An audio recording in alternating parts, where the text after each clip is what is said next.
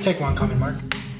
There's reasons that people end up in the lives they do. There's no excuses for what they do, break the law, hurt people. But there's reasons. The writing is superb. This lived on the page in such a rich and full way. The fun of the show is that you care about all the characters, and that makes the tension extremely high. Hopefully at the end of one, the audience goes, oh my God, I don't know what's gonna happen in this show. And I hope we can satisfy that question in ways that are unexpected.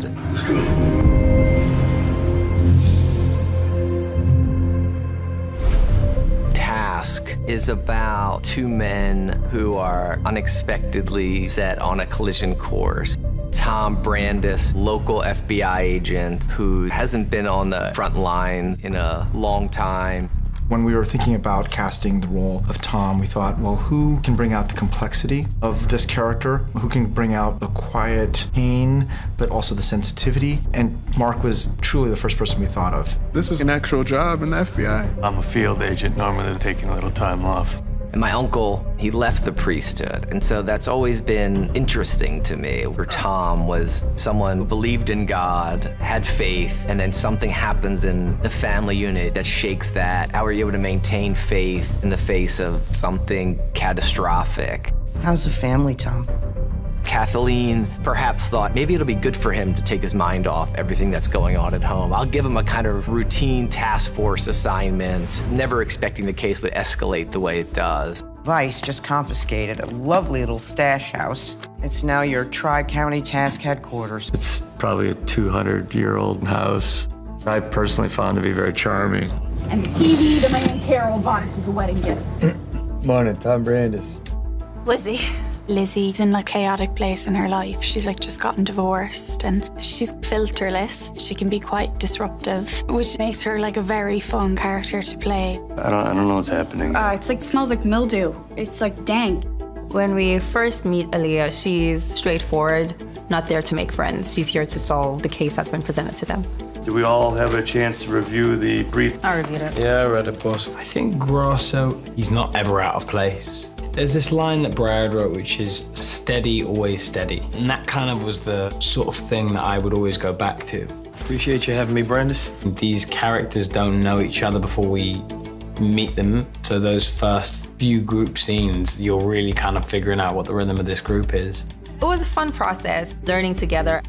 All of the procedural stuff is fun, keeps it going, but really the needle, the thread is that emotional stuff. And Jeremiah, he really brings this kind of intimacy to those scenes that underpin the story. We'll start with your coverage, and then we'll go to your guys. Okay. Jeremiah has a way of understanding the essence of what Brad has written, reading between the lines, like understanding the heart and the emotional energy of the scene. It's really interesting. We start right away with contrasting the two of them and their worlds. Robbie's world is full of color and life. He is a jovial, wild-eyed young man, one of these guys who never quite grew up. Like a lot of people, he's under a lot of stress, but I think he has a beautiful way of not wearing that heavily and kind of letting it flow off his back. Tom's world is lifeless and static. As the episode moves forward, we start to see that in many ways, not only are they emotionally the same, but visually the aesthetic starts to unify. I need to make a life for myself. I can handle things here on my own. If I actually believed that for even half a second, I'd have left a long time ago. I would describe Maeve's situation as complicated. She feels like she wants to be a 21-year-old, experience life. When Robbie interrupts her moment with Trip, she just snaps. She's had all of this bubbling anger and resentment towards Robbie, keeping her stuck at home. And for Maeve, it's an important moment to kind of get it off her chest. Tom is such a giving actor. I had so much fun doing that scene. He let me throw Coke in his face even when the camera wasn't on him, which I think is very nice. Not many people would do that. You walk into a scene with Tom Pelphrey, he knows exactly what he's doing. He really spends time on his character, and they all do. They lived these roles internally, you know, emotionally, and you feel it on screen. Scared you, Uncle Trent? You definitely did. Jeremiah, Brad, and I worked together to kind of give Cliff a backstory. Robbie was there for Cliff at a time in his life when he really needed family. Consequently, he goes to great lengths to protect and support his friend. In my mind, he's never killed anyone. The repercussions are quite dark, and I think he starts to unravel throughout the season.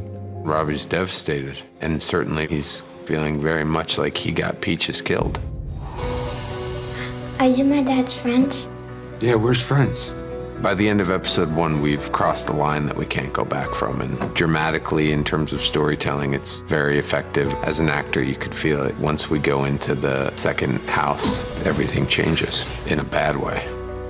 Once the boy, Sam Nance, gets involved, Tom really gets invested in his job, and he sort of comes back to life. We're sure the boy was here last night? He was here.